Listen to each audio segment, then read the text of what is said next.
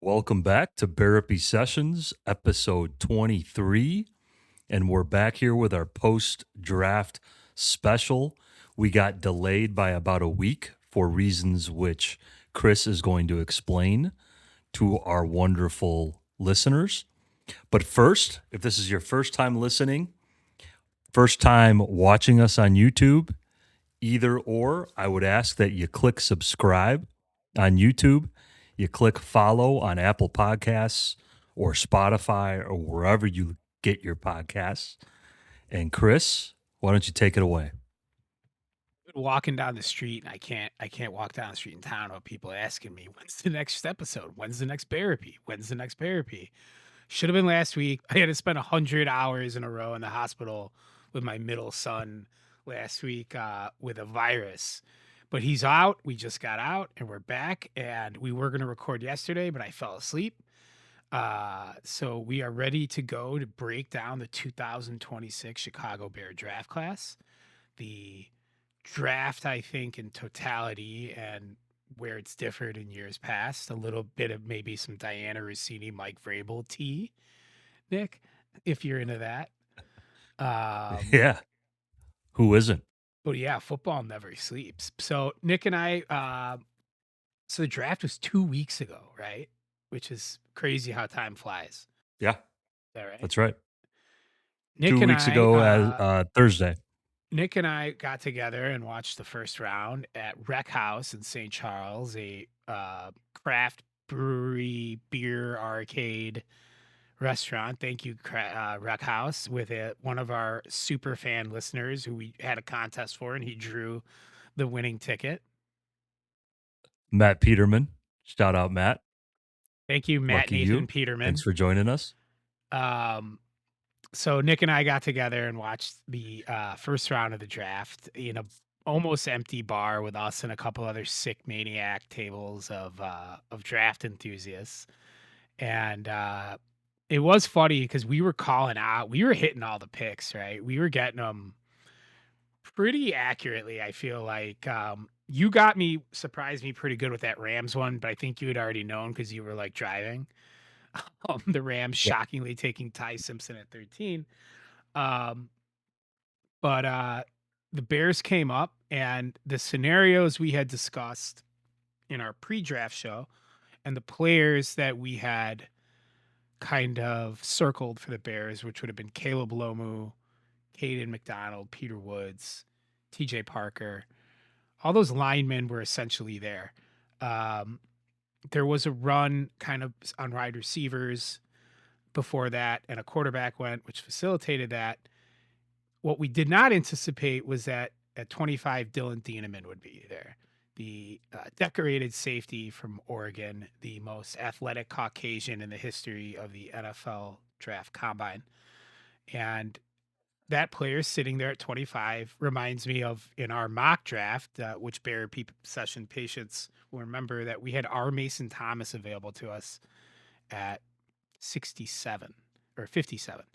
And that was a player that, despite value or need or whatever, was just the highest guy there. And we took him kind of without thinking twice about it.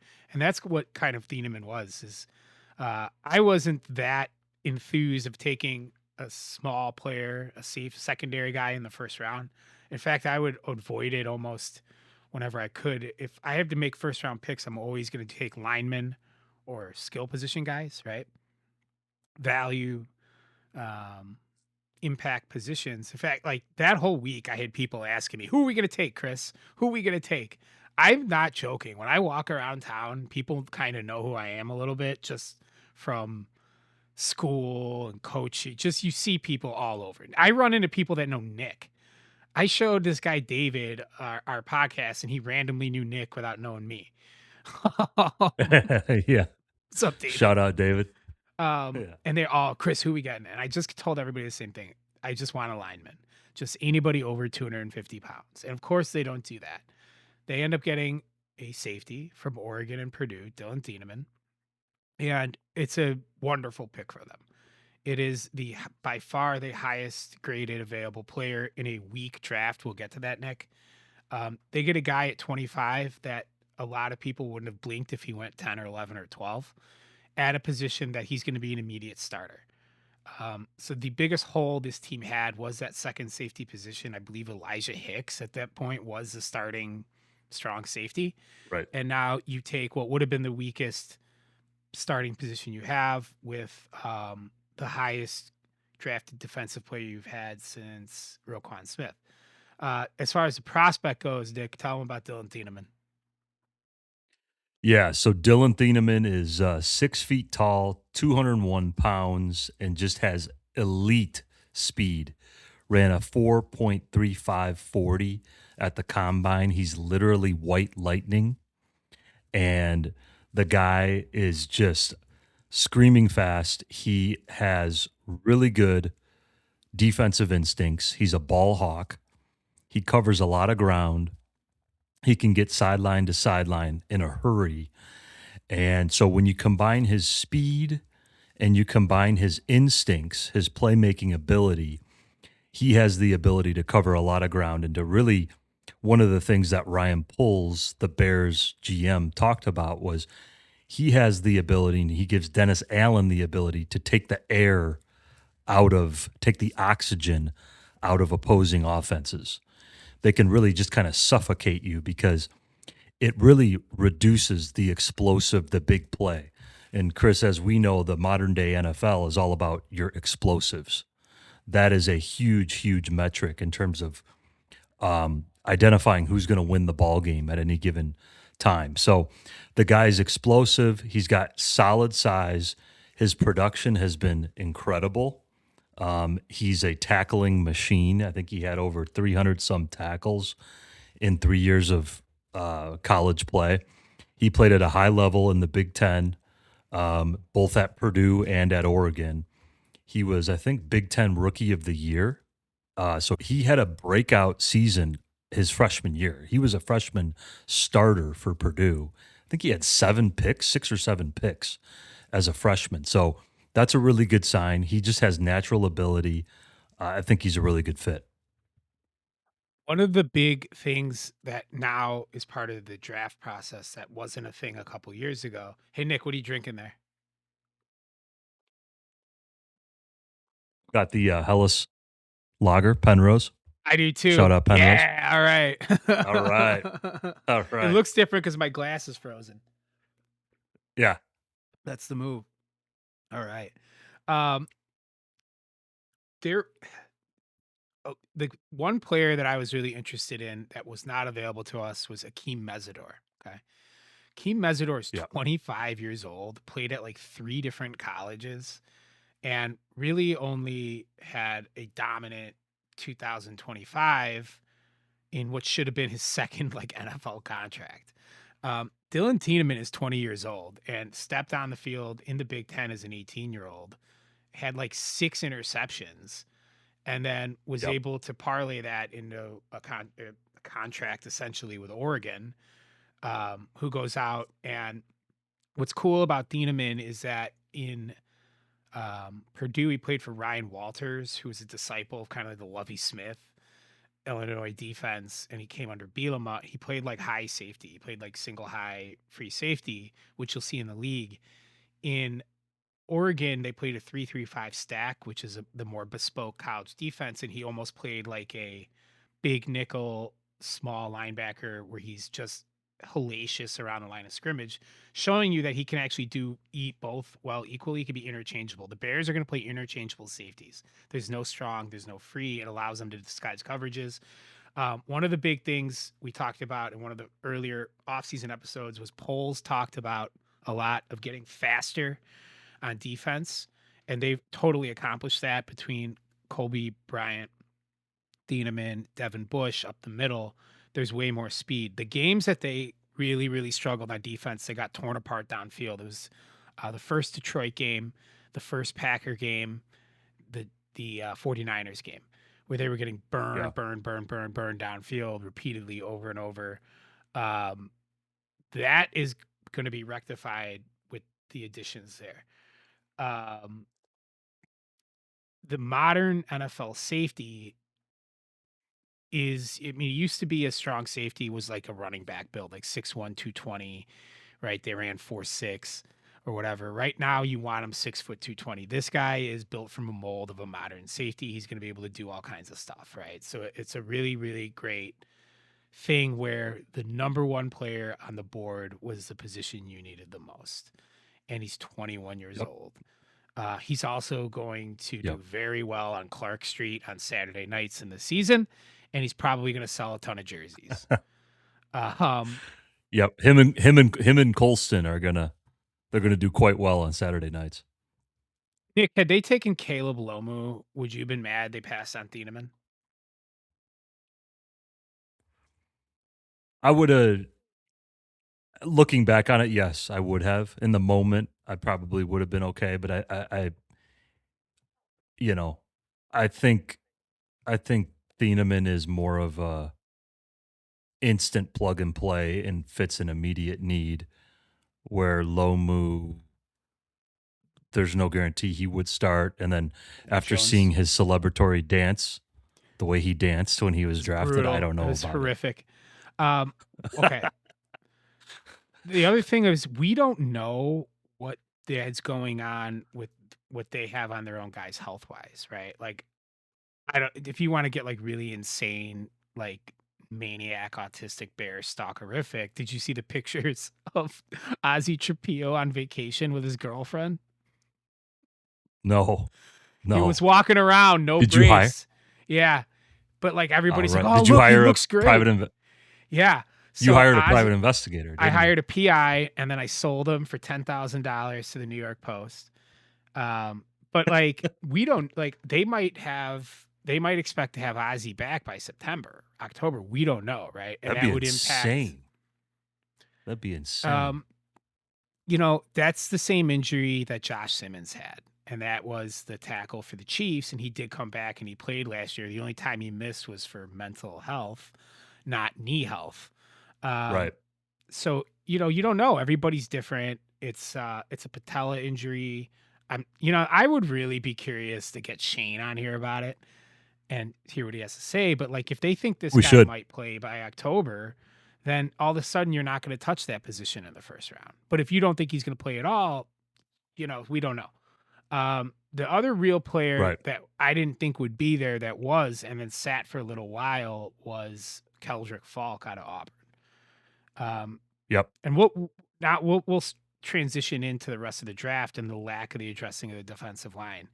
Is one of the things I think we didn't take into account is that you have to look at this 53-man roster. Okay, if you're taking a defensive lineman in a second or third round, they've been addressing this position to mediocre effect, but like you're asking for a third rounder to essentially take the roster part for a second rounder last year, Shamar Turner, right? Um, Right. they have like six Right. defensive ends, and the last guy listed is Yeah. Daniel Hardy, who they love on special teams, right? So they've got Sweat, they've got Booker, they've got Turner, they've got Odingo. I don't know what's his name, Nick. A motivated Deo, Oh, Dangbo. yeah. And then Hardy. That's five. That's five defensive ends, and then at defensive tackle, they've got 5 2, three of who they just signed, right? So any of these guys are going to have to beat any of them out, and I don't know if any of them graded Exactly. out. So had they taken Yeah. Messidor, that guy was ready made enough that you're able to just slot him in on third downs. But I don't know what you do with He Falk, was right? he was like the last one. Messidor was like the last true edge rusher Yeah. that could have beaten out anybody else for that other end spot. So this I is a think new. It's a new spot for you're this team. exactly right. So Yeah. in There's just too much. There's too much 2022, depth. in 22 and 23 and 24, if you're a top 90 pick, you're playing day one because there's nobody else. You're replacing a street free agent. Right. Now there's Right. competition. This is good. Talent is being pushed down. So that gets us to the second round. Nick, where were you Friday night? I think Friday night I was just watching at home. I was watching with Owen and Mila, and they were announcing the picks to me, and Owen announced Logan Jones, and I was pleasantly surprised. I thought it was a little early for Logan Jones, but now we know why. We know that they really liked him, and then there ended up being a run on centers. Mhm. They started the run on centers. But Chris, I'll let you do the breakdown on Logan Jones. I was at my in-laws celebrating my daughter's birthday. My sweet baby Jello turned 3 that weekend, and she was actually born during the first round of the draft in 23, and I was holding her in my arms when we traded away Jalen Carter, and I started screaming, and I think the nurse thought I dropped her. Um, but yeah, I was walking trying to get the kids packed up, and the Bears are up, and you kept texting me, and I just wanted to hear it live, right? And it ended up being Logan Jones, and it's a pick makes a lot of sense. And when you combine that with the next pick, which we'll get into, you can see that to me, it's very clear that the identity of this team and the engine of it is the run game. At all things Right. will be prioritized this run game. Dahlman retiring, they didn't see it coming, right? And that That's position the other is thing. important. That's just to jump in. That's those are the two factors that I think come into why they did not draft an edge high. Number one, like you said, they would have to beat out all the other cooks in the kitchen who are already there. They're not going to beat out those guys unless you had a top 15 pick or a top 18 pick or whatever, and you could have gotten Messidor or Arvel Reese or any of those guys. You weren't going to get those guys, and we all knew that. That's okay. The second thing is the Drew Dahlman thing really threw their draft plans out of whack. They had to use capital.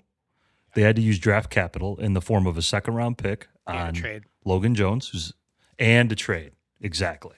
So yeah, go But it ahead. shows you the importance of the position and the scheme. Like, so he had in Detroit, he had like the best center in the league. The guy from Arkansas, what was his name? He just retired, screwed him over. I can't remember. Frank Ragnow. Uh Um, yeah, Detroit had essentially the best center in the league for the entire run Ben Johnson had there, and it is important in the scheme. Um, you know, it- the as far as edges go, there wasn't one there. There was one that was almost there, and it was Jackus. He yeah. goes one ahead of you, and it's possible that New England ate your lunch on it and got ahead of you for him. But you know, I what I'm guessing probably is that they would have taken Jackus at 57 and Jones at 60, and then Jackus goes. They take Jones at 57 and get out of 60 and recoup the pick that you actually lost when you traded for Bradbury. So now at center, you do Right. have a stopgap former first round pick, veteran guy, and you do have Logan Jones. Centers don't go typically in the first 2 rounds. Logan Jones is one of the better regarded center prospects in a couple years. He is 25, so he's an older guy. He is a freak athlete as far as linemen go. The reason he's a center is because he has short arms. He was on Bruce Feldman's freaks list coming into the season. Like, I actually really, for some reason, have an affinity for Iowa football. I think it's the Bear fan in me. Like, I love the defense and the special teams and Kirk Ferentz, and everyone Yeah. hates his kid, right? I end up watching a lot of Iowa games. He was like the star of a lot of their broadcasts. If you watch, like, I would tell you, if you really want to watch a great college football game from last year in regards to the Bears is in like November, Oregon played Iowa in Iowa City. And it was like 30 degrees and snowing. And it's an awesome telecast, 4K on CBS. And it's Dylan Tiedemann on defense against Jones on offense, those two units. And it was a good game, right? And they gushed the whole game about Logan Jones. And I remember watching that game being like, damn, I'd love that guy, but too bad we'll never get him. We have a center for the next 5 years. Right. So I'm pretty aware Yeah. of him as like a player. He's 25, right? Um, Dahlman was like 27, right? So this guy actually you may need him to play this year. I would not be Right. surprised. I don't know what the CBA is, but Nick, the Ravens are in desperate need of a center. They've struck out in the draft to the point where they were getting like asked questions about why they didn't get Logan Jones. Nick, They wanted them. They wanted yeah, them. Yeah. maybe you trade Bradbury to him if you can get up your pick Yeah. backs anything, Sure. right? Um, Yeah. that's but that position has been solidified, right? So Now we'll get to pick, Yep. I believe, 69 when they end up moving down. For this one, I was driving home from my in laws on the phone with Nick, panicking about the lack of defensive linemen. And I had Nick's son, Owen, 3/4 of the planet's covered by water, the rest by Owen Meta. And That's right. We had Owen announce me the pick. And I thought that a 7-year-old was messing with me because I didn't know I never heard of the guy. Sam Roush. Same Take it here. away, Nick. Same Take here. it take it Yeah. away. Yeah. I had Owen announce it to us. He was on the phone with me and Chris, and Owen says, Sam Roush. And I'm like, who? And Chris is like, who? And I'm like, it's a tight end? Why are they drafting another tight end?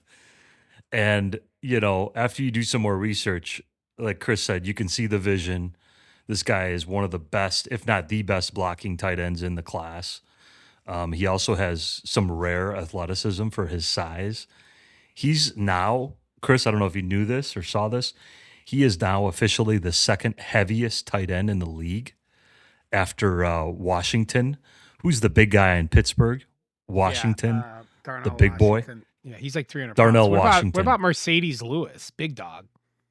I don't know if he's still in the league, but Sam Roush is 267. He's 6'6", and he ran like a 4.57 or something. He ran something He's like the ridiculous. 40th most He's athletic tight end drafted in the last 40 years.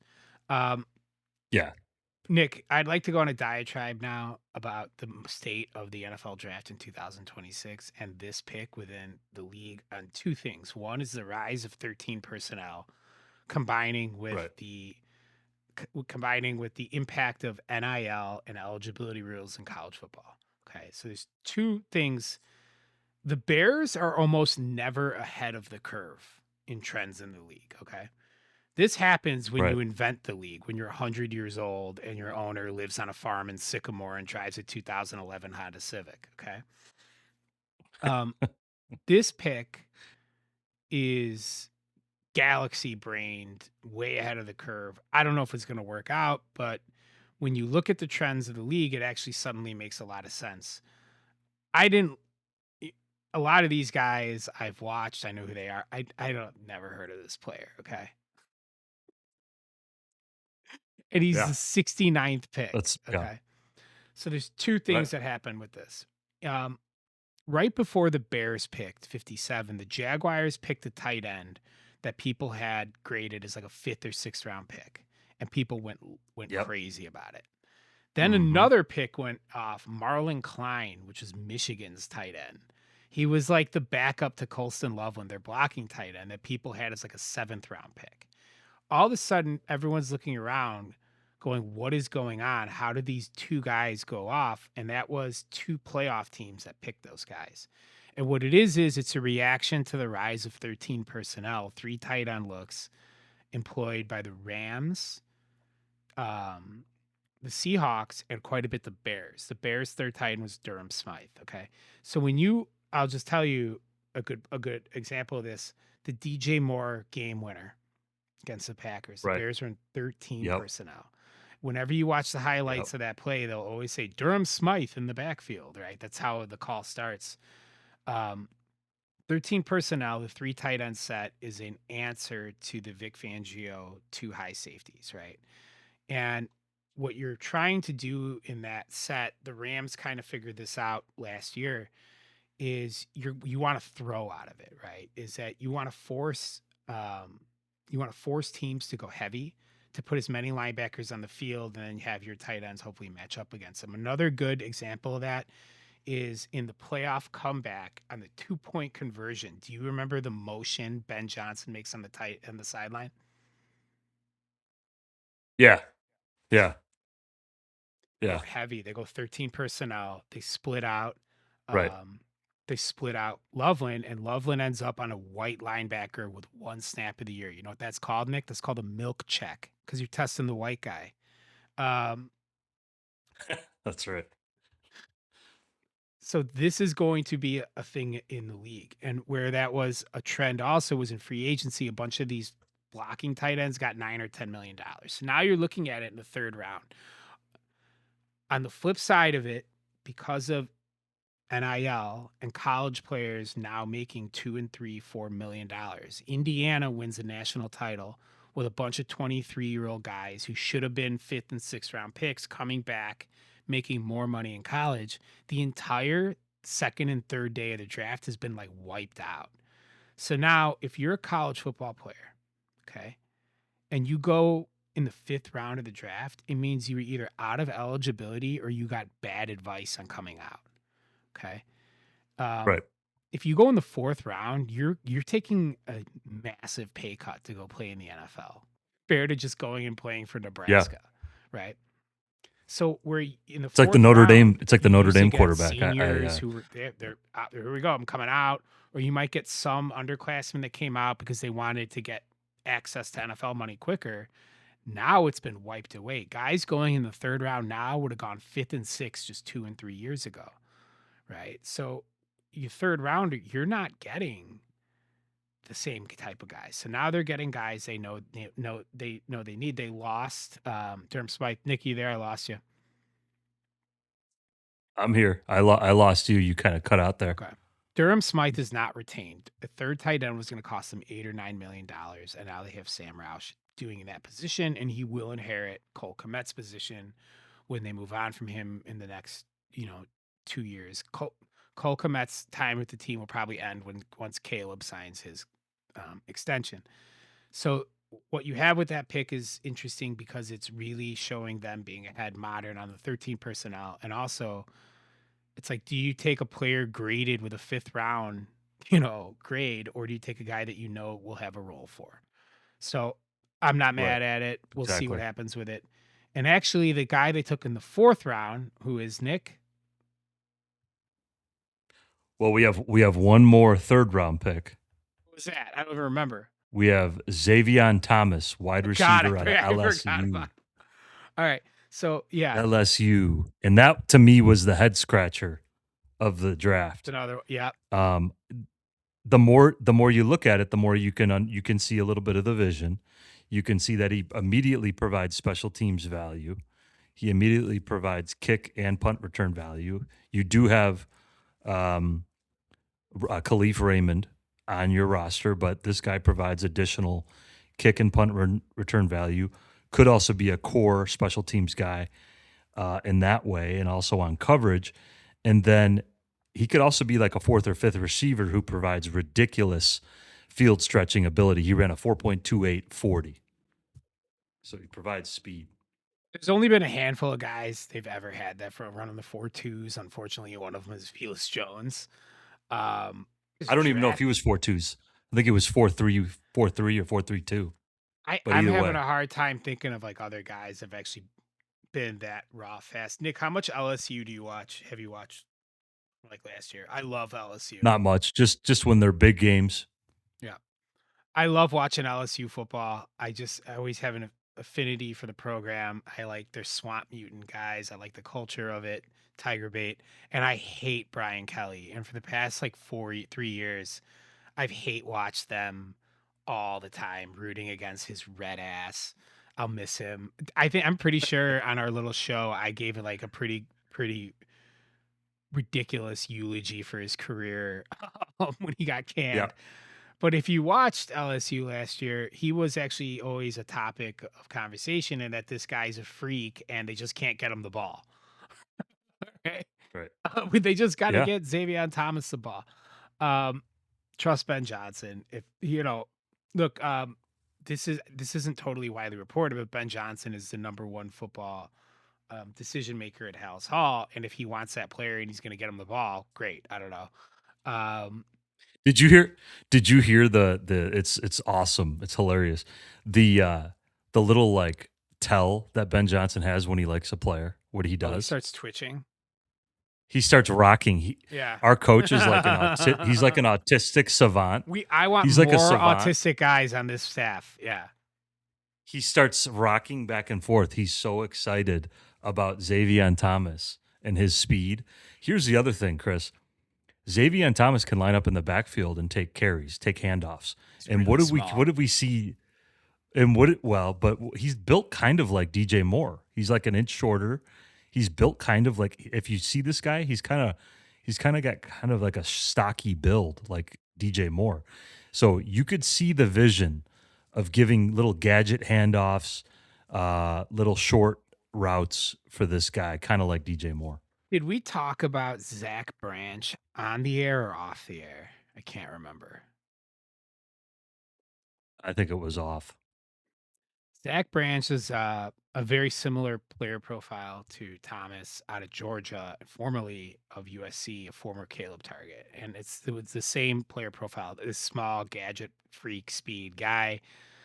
You know what? A receiving core is kind of like a basketball team in that you want different types of guys and you really have a good mix in that you have your like big strong X and Rome, you have your shifty fast Z and Luther, you have your pure slot in Raymond, you have your young kind of wild card and Walker, and now you have your deep speed guy in Thomas. Also, you're one injury away from starting Janae Walker or Khalif Raymond or whatever, so you need depth there. Yeah. It is what it is. And just remember, man, third round picks this year would have been fifth and sixth round picks last year. That's what's happened with this draft. So it's like those two guys go, and I was stunned. And then who do we get in the fourth round, Nick? We got really, really good value here. People thought this guy could have been a second rounder. Malik Muhammad. Had we taken him at cornerback 60, out I of would have been Texas. fine with it. Had we taken Muhammad at 60, I would have been Yep. fine with it. He's a great Yep. pick. This is a boundary corner. He can play the field. And this is a really good insurance policy for Stevenson. Start Stevenson, but now you have him and a recovering Smith. It's just depth. I really love that pick. I would have taken him at 60. You just always need corners, and that's where you take them. Nick, who was the pick after? The pick after was, again, good value. Keyshawn Elliott from Arizona State, linebacker. Had you ever heard of this player before he was picked? No. Neither have I. But everything I'm seeing is that he was, again, like a third round projection. We got him in the fifth. Really good How old is he? pursuit, really good run game. I'm not sure. I think he's probably 23. He had 7 sacks last year. He's a good pass 22. rushing So he's linebacker. young-ish. The only run defender. in the moment where I was frustrated with this pick is that in the same round and in almost the same spot the year before is you take Ruben Hippolyte Jr. So you're redrafting this, and I doubt both of those are going to be your starting linebackers in a couple of years. I don't know. We'll see how he goes. Let's get to the next one because he's more probably interesting. a special teams guy. Yeah, that's true. This one is really good. Okay. This one is really good. This guy.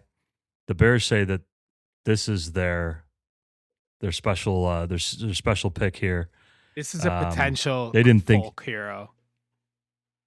This is a potential folk hero. Yeah. We already have a good connection here. We have our good friends who live across the street. The wife is from South Africa, and this guy is from South Africa. He's one of the first Sam? South African players drafted. What's that? Sam? No, different family. We have Swedish and South regular African United families. Nations over there in Mill Creek. United man. Nations. India, South Africa, Sweden, Norway, West Dundee. everything. West Dundee. So this guy is Jordan Vandenberg out of Georgia Tech. He's a defensive tackle, and he is just one hell of an athlete. Chris, I'll let you. He's not one explain hell what of an kind of athlete. athlete He's literally the greatest athlete by measurable statistics to ever come out and to play defensive tackle in the history of the NFL draft. Yeah. He is a South African man who somehow showed up at Georgia Tech. And I was kind of hearing stuff about him from Sam Monson at Pro Football or at, what do they do? Check the Mic. I love him and Paz Lizotto. But essentially, Sam is familiar with South Africa, and he says that South African guys, rugby players, are almost like Wisconsin and Iowa farm boys. They're all freak farm strong, and they're like maniac Paul Bunyan guys. And this dude ended up somehow at Georgia Tech and is such a ridiculous, crazy athlete. He's jumping out of pools. He's penetrating through 2 Florida State 5-star offensive tackles. The reason he falls is just a lack of experience and pedigree or whatever. But this is a guy that I think like Nick and I are gonna go to training camp and Nick's gonna nudge me. Like last year, his guy was Manungai. Like like if anything ever Turned out pretty happens to good. Nick, if anything ever happens to Nick, he'll be buried with like a Manungai prayer card. Um, And Owens signed Monungai football. Owen Manungai meta. Um, That's right. this is gonna be a guy that Nick's like. I'm gonna be watching like Tyson Bagent like throwing 17-yard outs, and Nick's gonna be like, "Look at look at Vandenberg, look at him in the shoot, look at him, look at him, look at him split that double team." That's gonna be all right. I can tell Nick guy. He owns a Yep. laundromat. Love it. So responsible. What a stud. There were already pictures of him hunting caribou. Um, Yes, this guy's going to be tremendously popular, and I believe they traded up to get him too, they did. Traded 2 7th-round picks to move up. which completes the class. So we can talk about the class in the entirety of it. They actually got pretty solid grades from the draft media complex, and then they were also somewhat used as a kind of a test case or case study that this is a unique year with the way college football rules currently are, is that the consensus boards, meaning the media's view of where players should go, are way further off from where the league is more than ever because of how much of the draft has been stripped away and how disparate some of these teams' needs are. Where a media guy is doing a board, he doesn't have a scheme. Okay. So media guy is doing it solely off of like this guy could go to 32 other teams while every other team has certain things. This really helped the Bears in the Lovey Smith middle run. There were only like 3 or 4 teams running cover 2. And because of that, the Bears are getting cover 2 defenders 2 and 3 rounds later than they should because no one else wanted those skill sets, right? So Yeah. you have this weird situation now where there's less players coming out that fit every scheme, every need, whatever. So it's a more bespoke thing. Ultimately, I'm fine with the draft. It ends up being very similar to me as free agency. We're in the moment. I'm like, what are they doing? And then as you step back, it all kind of makes sense. And now the offseason is largely complete with the exception of possible veteran free agents. And I feel the same thing is the improvement of this team from this year to next year will be based on the fact that they have so many young players that will improve from year 1 to 2, 2 to 3, 3 to 4, and no one else around them's gotten dramatically better.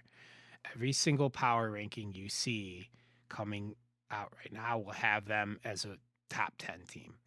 They're going to be Right. considered, the NFC right now does have a balance of power. It is better than the AFC.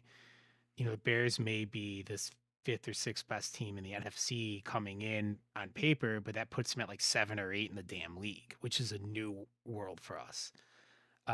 Which will Yeah. get us to the next show we do, which will be the schedule release. And I'm going to make a prediction right Yes. now. So, Nick, the next show we'll do is the schedule release, right? How many island games? By that I mean not prime time, but it's the only game on. How many do you think we get? So for reference, So let's an see. island game. How many did we have last year? I'm going to tell you right now. Yeah, why don't you look it up?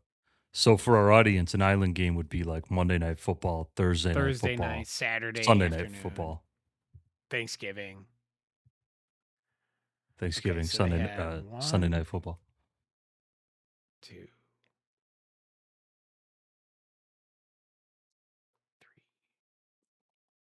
4, 5. They only had 5. So Okay. they Yeah. had Yeah. 5 last year. Yeah. We're hearing that they're going to have a ton this year. So I'm guessing it'll be 8. I thought about it in the shower Yeah, I today. think that's a 7 or 8. So Seven or eight is probably a good. I'd break that down to probably 2 Monday night, 2 Sunday night, that's 4.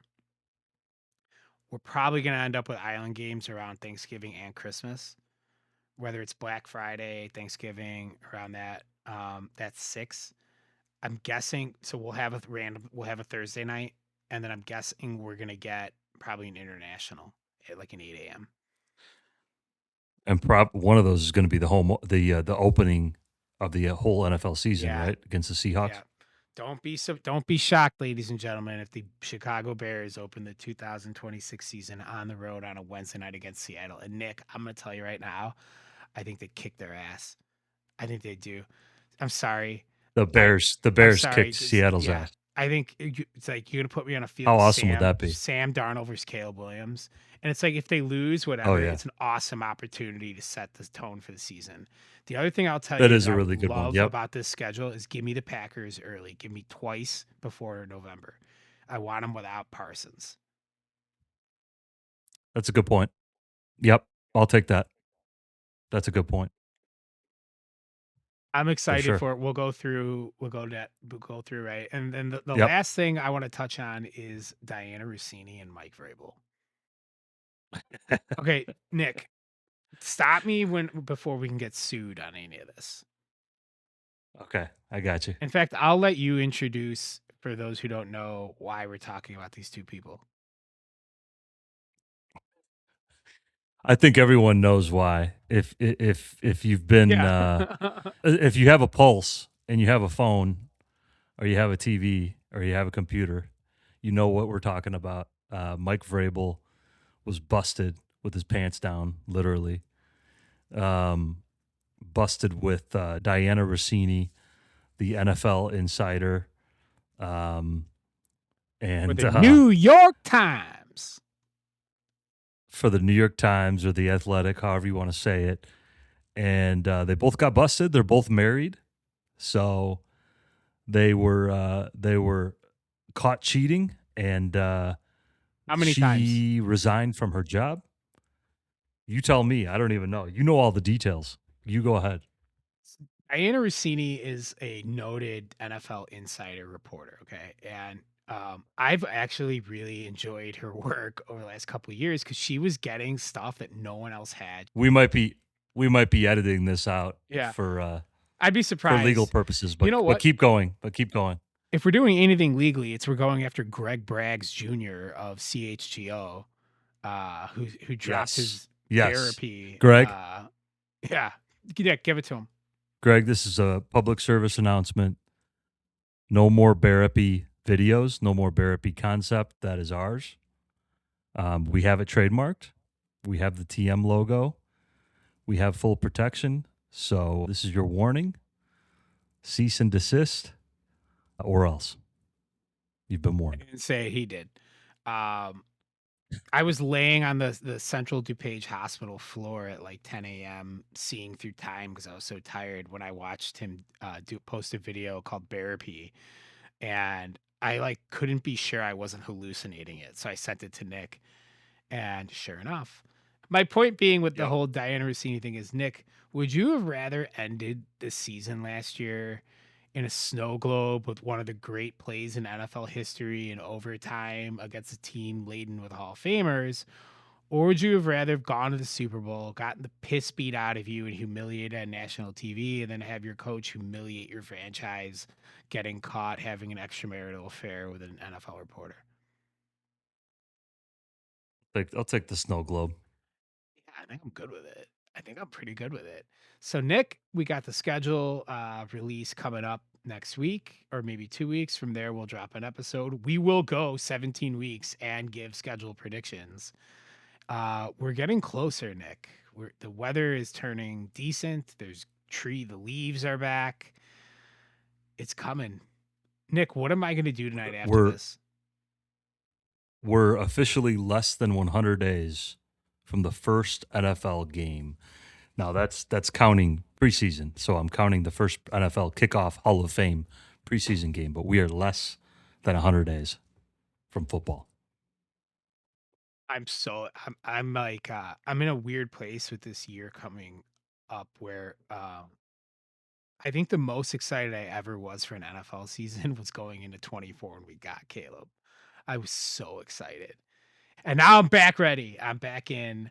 I'm just as excited. He's back. And I frankly just can't wait to watch Caleb play football again. I've been watching a bunch of these Jets games. So in the off season, I watch like if I have very little free time, but at night I'll pour a beer and watch a cut up of an NFL game I miss. And I've been watching some of these Jets Justin Fields games. It's unbelievable, You're man. sick. It's You're like sick. You need help. it's You need it's help. like getting a girlfriend and laughing at incels on Twitter after it. It's so great. It's amazing. Um, I Oh, haven't actually man. gone back and rewatched any of the Bear games just because like I'm so excited and ready for it. So Yep. Nick and I will do a schedule release. From there, the league basically goes dark. There's mini camp stuff. Um, but I'm fairly sure we'll be getting back to a weekly schedule in the summer once we get near camp, and then it's on. It's every week. Let's roll. Go Bears. Go Bears.